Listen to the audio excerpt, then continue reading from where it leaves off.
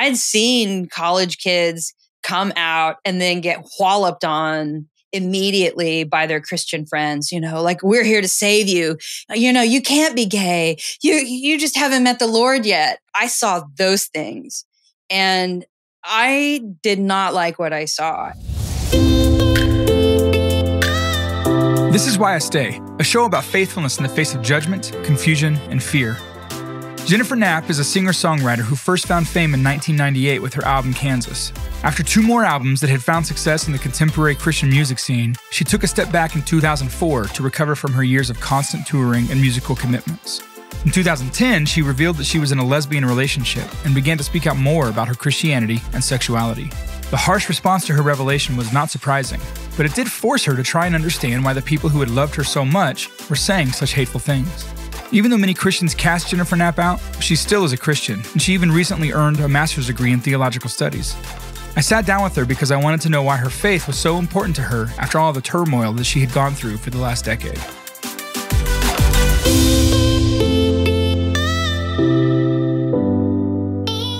Interesting story for you. You are unlike a lot of people who grew up listening to your music. I always assumed you grew up in a Christian religious home.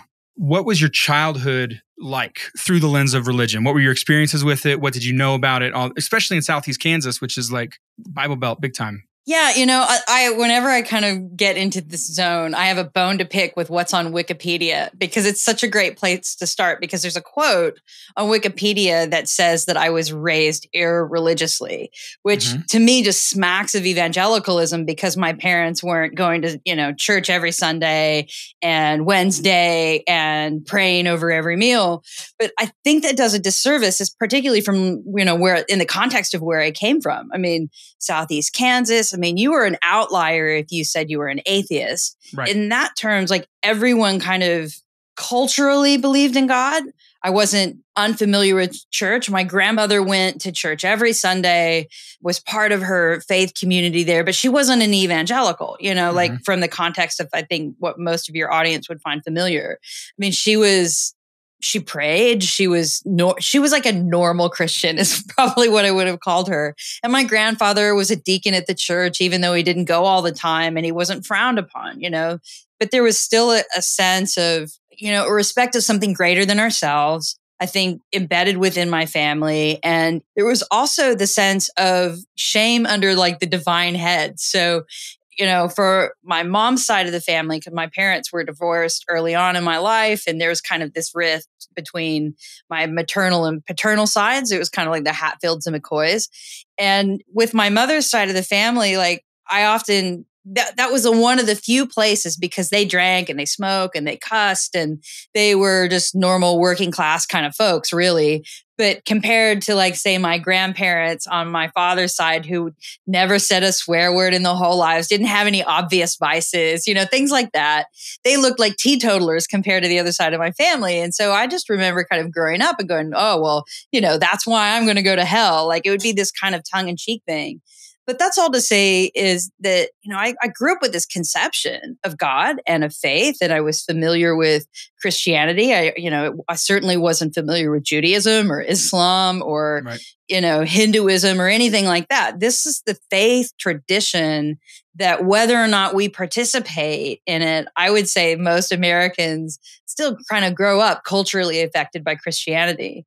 By the time I was like 18, I think. I was in college, and I kind of came to that crossroads for myself about making a decision about how I would participate with faith. And a lot of my friends around me were Christians, were very active inside of their faith communities, very much part of the evangelical, wave. Like I consider myself probably on the arc or in the beginning of, or kind of maybe a little bit into the journey of when youth and evangelicalism kind of took off in the 90s. I was a product of that. So yeah, I mean, it's easy to say that I wasn't raised up in the church, but I wasn't raised up in that evangelical thing. I got involved in that relatively late. For most people in their experience, I didn't inherit it. I chose it. And that's kind of a decision that I've had to kind of deal with throughout, like the consequence of that I've had to deal with for most of my faith life.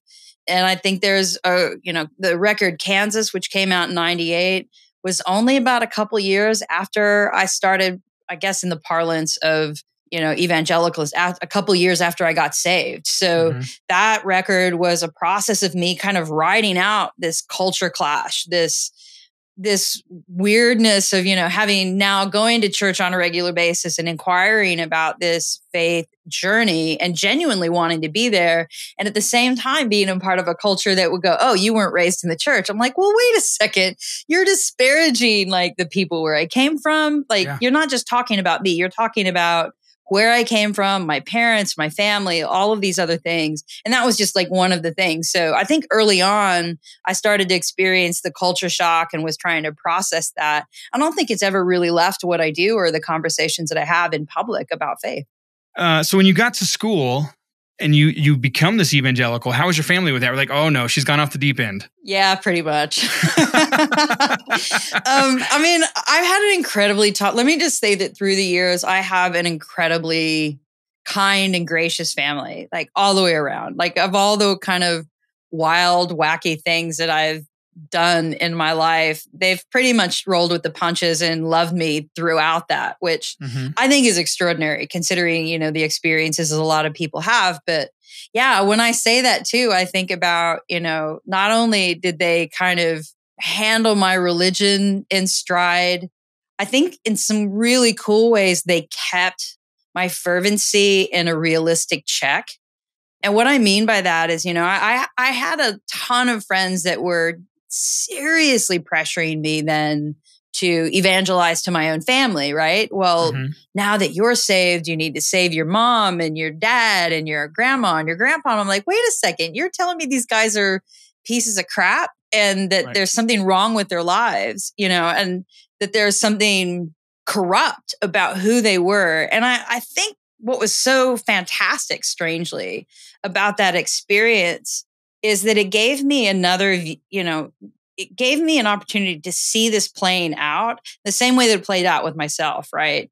To have another experience that was similar to my own to look upon and see what that was like. And I don't know if that makes sense, but to have a stranger who didn't know my parents to be able to make this kind of statement about their inherent corruptness was offensive to me to watch that play out.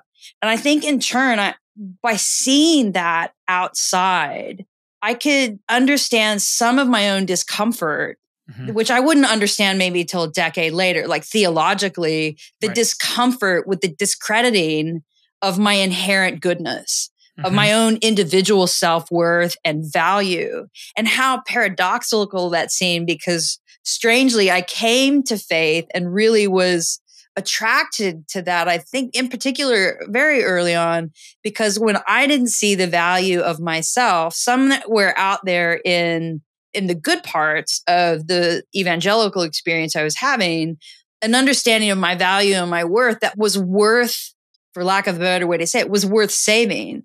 I just didn't see the value of that for myself. And in what I'd heard of, if there was good news, the good news was that I'm redeemable. I'm good. And like the part of the faith journey for me was seeing my person through God's eyes. And, to not have that be so entirely narcissistic, but to see the world through God's eyes, to see other people through God's eyes. And some of those ways that we have those and some of the ways that kind of our religion sometimes gets in the way of this imperative to conform people to practice the religion. And if people don't conform to that, then there must be something inherently corrupt about them. And so I don't know, it was interesting to me to kind of go through that process and strangely be attracted to hope and the created goodness and the mystery and wonder and joy about life and living that I was definitely looking forward to. And the idea that the strange discomfort that I had with this idea that the only thing that could make life joyful was religion. And that seemed a little bit off kilter for me, knowing that I knew people that I deeply admired and deeply respected, and something a little bit off with just writing them off because they didn't speak a faith language.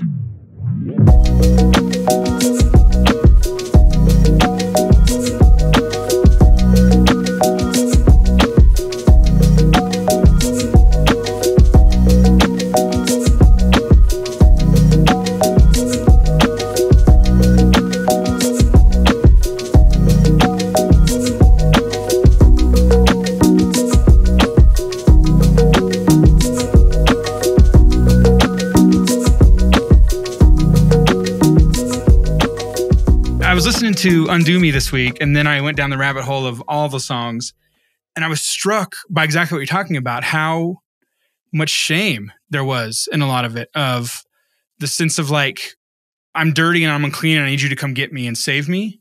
Yeah. Whereas, and I identified with that when I was, 18, 19, 20. Sure. I had that same idea of like, man, I'm a piece of crap and I need you to just polish me a little bit and make me a diamond, like that idea. Whereas now I would define it as God looks at me and loves me and values me. And because of that, he wants me to become the best version of me that I can be. It's subtle, but I think it's a significant difference in the way I view God's relationship to me. And I was wondering, in your songs from back then, was that an accurate view? Is that an accurate interpretation when you look back 20 years and you think about how you thought about God's relationship to you?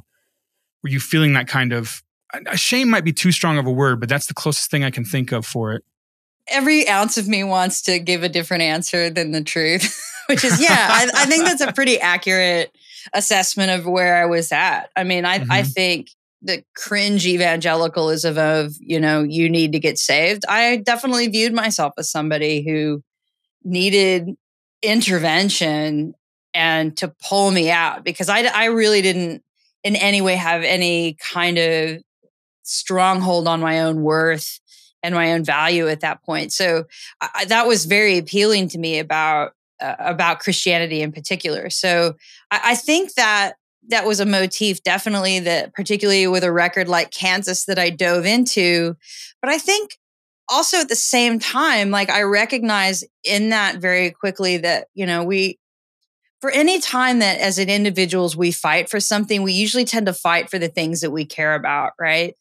And I think for me, there was this definite instinctual want to survive and want to believe that I had value and worth. And I don't think that, I suspect that that's not alien to most human beings. I think somewhere in the core of who we are, what we're generally trying to do is, I'll speak for myself in this. I think sometimes I'm trying to live up to the imagination of who I imagine I am. Like I'm trying to, most of us tend to tell the story about ourselves in the best possible light. And we want to be that, I don't know that I genuinely hated myself during that time, but I understood something about my own behavior and actions and where I was and what I would do, and kind of wishing that I was doing stuff with a little bit more respect of my own person and more respect of other people, and with an appreciation of how precious our lives are and how fragile we are. And I think I understood a little bit of that,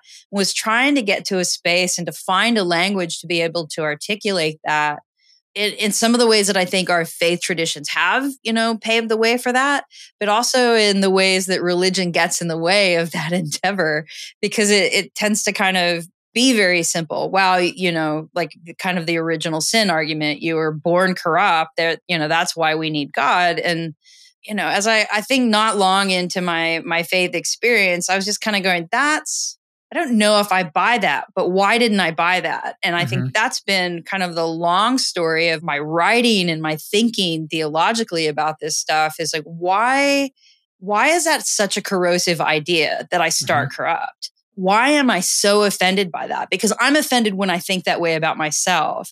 I'm hopeless when divinity thinks that of me. If anything, that one of the titles of the podcast, Why I Stay, I think the thread that I continue to pull on is this genuine hope I have that divinity sees the merit in us, in the creation of just these good and wonderful things. And that to me is extraordinary, for me to continue to kind of look for the joy in that, the goodness in those kinds of things, and to participate with humanity and with creation and all the things of our lives, to not start from its place going, no, you prove to me why I should value you, instead of the other way around, where it's like, I need to work on the things about me and my person and my view of the world that help me see what exists of value that's right in front of me that I haven't been able to treat with care. Yeah, I agree. My journey is very similar in the sense of, starting from a place of total corruption, that you're in need of a savior, which is like, it's true, but it's not the full picture. Like,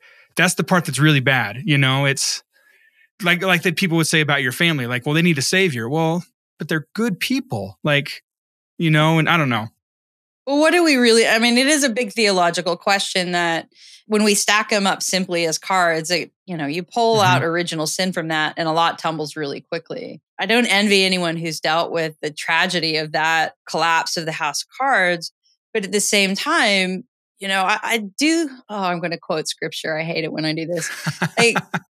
There's a scripture that I don't remember much of them. I've never been much of a scripture memorizer, but he's, pardon the genderization of this, but he's been forgiven much, loves much. What I love about that text is that reminds me of like when you have those near-death experiences, when you have the ability to see the contrast of being without and with, whatever that is, whatever the circumstances are, when you've gone through that experience, you can now say, oh, that last place, I don't necessarily need to judge it as bad. Having been without something doesn't necessarily mean that we're deficient or broken or anything necessarily bad, right? But with is much cooler. To have is much cooler sometimes in those particular situations. And I think when it comes to salvation, that's one of the interesting things that we've really struggled with for millennia, right? How do we talk about what is essentially a liberation of our worldview? Like, wow, I'm free. I don't have to be burdened by shame. I don't have to be burdened by what other people think about me. I don't have to be burdened by my own behaviors if I don't have to, because I don't want to regret my behaviors, right? Whatever the cocktail of any of those things are. Like for me, liberation isn't just some magical switch that you get by believing that Jesus loves you or not, but to experience what love is becomes a liberative thing. And, this is where I get kind of dicey with a lot of other Christians. I don't care where you get it. I don't care where you experience or find love in its truest sense, whatever true is. But when it has that sense of purity, and I don't even like that word, but it's sincerely what it is.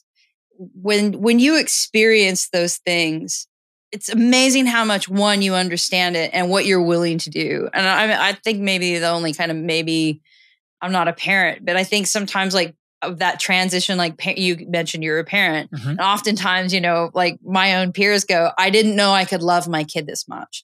All of the fear, all of the anxieties, all their own baggage and stuff that they had prior to that, all of a sudden that pales in comparison because you're now interested in taking care of this new person. And it's those kinds of really subtle paradigm shifts, not that children are in any way subtle, but I don't know, you all of a sudden get a taste of that. And when you've been forgiven much, you love much. When you realize, yeah, I really need to bear the consequences of that. And I didn't bear the consequence of that so destructively that I couldn't proceed forward and that people couldn't love me back or I couldn't participate in the world. Those are the kinds of concepts when I think take a long time, they take a lot of experience, and they're not, you can't shortcut them. They're not going to be found by a prayer at an altar in 30 seconds. It's a lifetime of spiritual work. It's a lifetime of investing in that journey to be able to discover what that truly is and to be able to mess up along the way and go, no, I need to reconfigure the way that I'm approaching that. But it's an extraordinary thing. And I don't know, I've certainly been able to make a life's work out of it to this point. So growing up, before you become evangelical, when you're just hanging out and there's religion all around you, you're bathed in it, but you may not be central to your life. What was sexuality? Like, was it good, bad, cursed? No, I didn't grow up with any sense of real trauma about it. I can't claim any of that. I mean, I'm kind of, I was a late bloomer. I mean, I didn't come out and kind of really, the light bulb didn't go off for me until I was in my late 20s, which is just really strange. But then I look back and I kind of go, oh, that makes so much more sense. Like, why didn't somebody tell me that in junior high? Like, I remember when I came out, or actually my mom outed me to myself a little bit or whatever. It was weird. But, when my mom finally was part of the conversation, she goes, well, I knew. And I was like, well, why didn't you tell me? Like junior high dances might have been way much, no wonder why my dating life has been a complete and utter tragedy up until this point. Like, so, I mean, that's all to say is it really wasn't on my radar as an option. And I've talked to kind of other people from kind of rural Midwestern communities, other LGBTQ plus people from similar kind of areas. And it wasn't like I knew that gay people existed. I knew that like, it wasn't just, boy, girl, heteronormative kind of stuff. But at the same time, I didn't really, when I was a kid, I didn't really understand it. It didn't occur to me that there was just the world I saw in front of me was the world I saw in front of me. Right. And so I understood that world. I can look back and kind of go, oh, well, I've always been a tomboy. And I kind of always remember my grandmother being incredibly concerned that I didn't wear enough dresses and that I loved playing in the mud. And she would tell me to sit like a girl and she'd cram me into pantyhose. And not that any of those things make you gay, but like I had an understanding probably very early on that I was pushing the norms of what was expected of me as a female presenting girl, right? At the same time, strangely enough, it didn't really bother me. Like it didn't really, my grandmother would tell me to cross my ladies and I would go, no, I didn't. And I didn't have any problem like expressing my displeasure with your problems about what I am. And I don't even think I really kind of understood that sexually until later. And then by the time I became a Christian, sex was off the table in terms of piety. So I spent a whole decade not having sex. So about the time that I was starting to understand and be comfortable with myself, it just wasn't an option. It wasn't until later. So yeah, it was just a real strange thing. It's not like I grew up thinking, oh my gosh, I'm gay and I need to tell people about it. I was really sympathetic to some of the few queer people that I knew. I was pretty aware that I wasn't the most feminine girl. And I would scratch my head quite a lot, particularly around the time that I got involved in church, where I was starting to kind of experience more pointed expectations of a young adult female to find a husband, get married, and have babies. And those kinds of questions, I didn't have those kinds of questions for myself. And it was weird to have other people ask them of me. And I would kind of scratch my head going, I don't really know how to answer the fact that you're barking up the wrong tree. I just didn't really kind of know how to contextualize that. And it wasn't until I met my wife basically that I was like, oh, right. Like this stuff really, well, like it was a weird episode where this is early days and she was getting ready to walk away from me forever. And I was like, this cannot happen. Like you're taking something with you. Right. Like how can this be? And that was one of the moments in my life where I was like, oh, I like you like that. And that's a pretty bizarre experience for somebody in their late 20s. Right.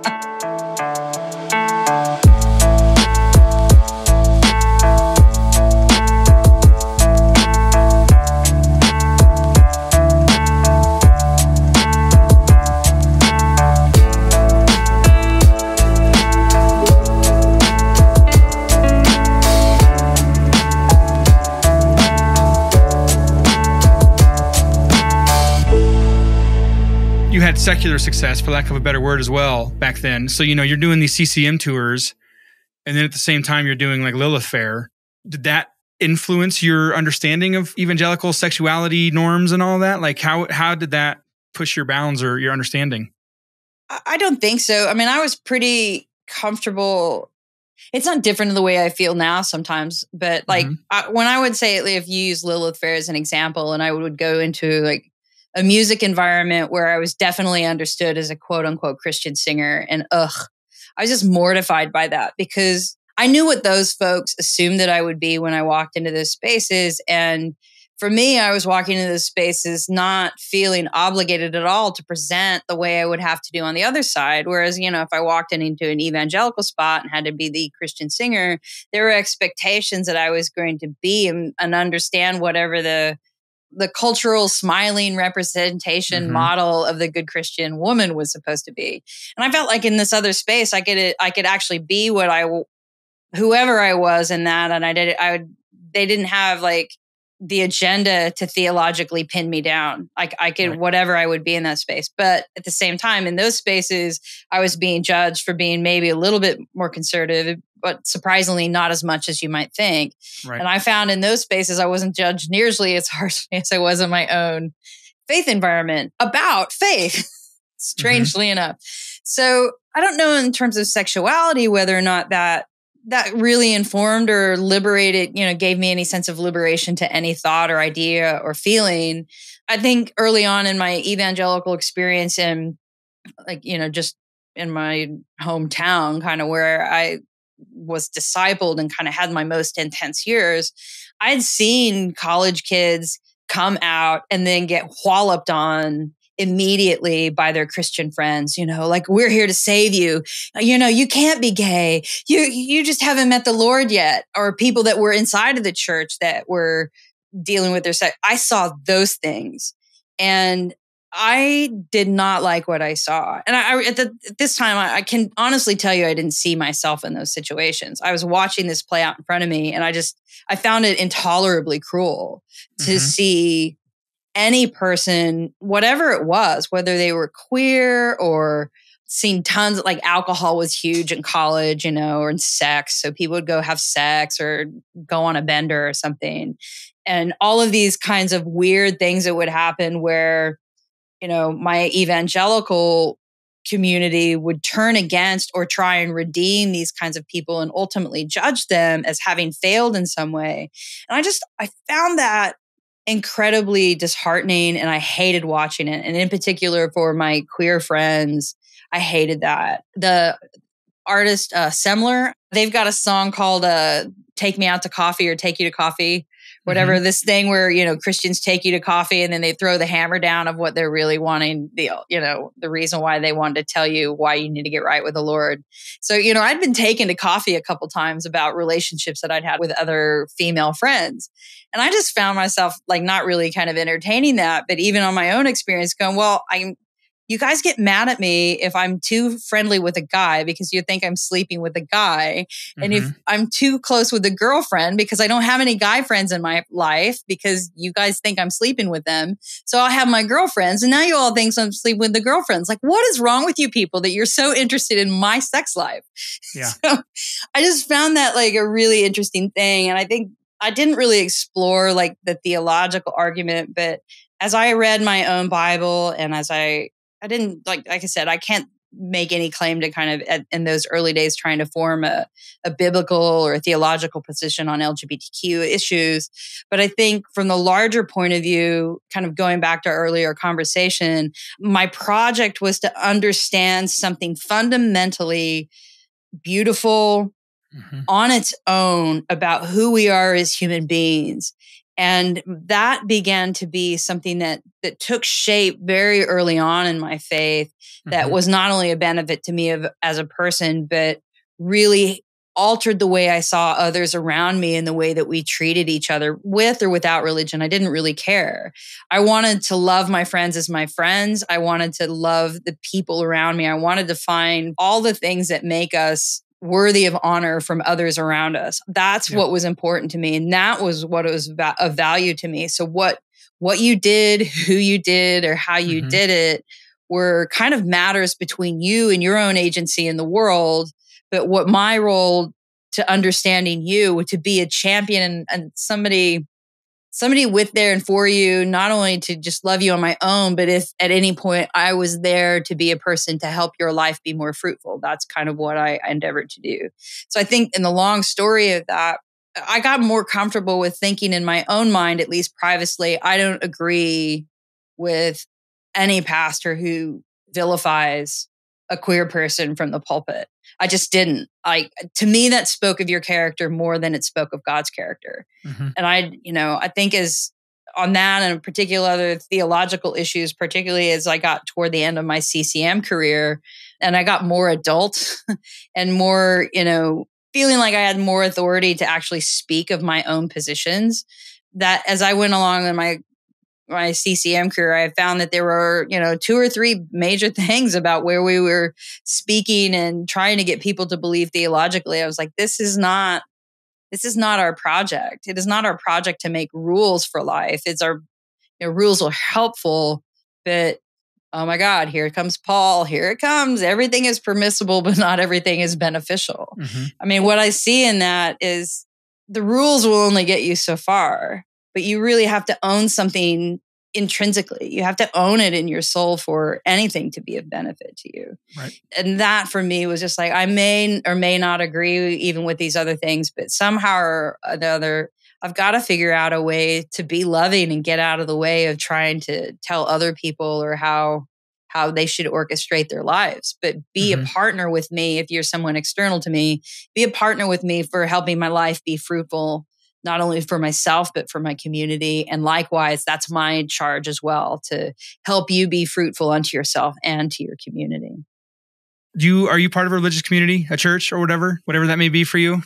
It's been probably 20 years since I've been part of like a regular, like brick and mortar faith community. But at the same time, I would go, oh my gosh, I'm in the whatever category. I mean, I have people of faith who are part of my daily life and my conversations. So I get weirded out because I don't, I'm not a member of a church. I don't feel guilty about it at all. At the same time, I'm secularly embarrassed because I have a faith community. Right. There are people who know my language, and I'm not interested in about accountability. I'm interested in people who are committed to kind of the same challenges that I'm willing to put myself forth, and people who in my life that ask me hard questions and really ask me to think theologically about something if I'm making a theological argument and stuff like that. So it's weird, I don't necessarily have the, if I want to write or a ritual, I know where to go to kind of get those, but it's weird. Like it's a rather modern dispersed community that requires phone calls and telecommunications and a great deal of beer. Usually to entice folks, but no, I've got it. And I think it's part of that social fabric too, that is different from the way that I grew up. It was a pretty effective bruise to push on for me for a long time. For me, like, well, you're not a member of a church, so how can you call yourself a Christian? I'm like, right. Oh my God, how can you, like, none of the people I ever went to church were as valuable to me as some of the people that I have in my life now. So how does that measure? And then I think the other question is like, what Sunday church did Jesus go to every Sunday? I'm trying to remember, but we're transient in that. But I think, I'm certainly happy to have a community of people that I trust. And strangely enough, my 20-year-old self would have been really surprised to say that I grew up to be a human being who has people I feel like are invested in my growth as much as I'm invested in theirs. And it's really a weird experience, but it's glorious at the same time if you're ever fortunate enough to kind of have that kind of community. What are you doing now? Where should people find you? Where should they go look for you? This is a dated reference for you all, but I am definitely feeling very much like Max Headroom. With the COVID stuff going on and the floor dropping out of a lot of the live concert venues and such, I've been living my life online. So patreon.com/Jennifer Knapp. I'm doing online shows there once a month. I've got a couple of other projects in the works. 2 places I would send you. JenniferKnapp.com will get you all of the social media, all of the Facebook links and Patreon stuff. But if you're Patreon people, Patreon has been a godsend. It's been just one, it's a community. I hang out online every month. I just have a social hour. We just get together and hang out. I'm doing online shows there. And obviously it's a way to keep in behind the scenes. And, I'm definitely thinking about doing a couple of other projects like a podcast. Another thing called Jam with Jens, which basically is a fun thing that we did during COVID where other people send in their performances of my music, their guitar performances of it, and then I sing with it live for a show, which is really fun. So we're doing like all kinds of these virtual things, but JenniferKnapp.com is the way to figure out what I'm doing. Why I Stay is a production of the Patheos Podcast Network, where we explore faith and gain understanding. If you enjoyed today's episode, please leave us a 5-star review and tell a friend about us. My conversation with Jen was one of my favorite interviews I've ever done. Going into it, I wasn't even sure how she identified spiritually, but her devotion to Jesus and helping others flourish was apparent within minutes of talking. Jennifer has a Patreon where you can support her and get access to special live events, Q&As, and other exclusives. Visit jenniferknapp.com for more details. Why I Stay is edited and mastered by Clinton Battles, and it was produced and hosted by me, John Osborne.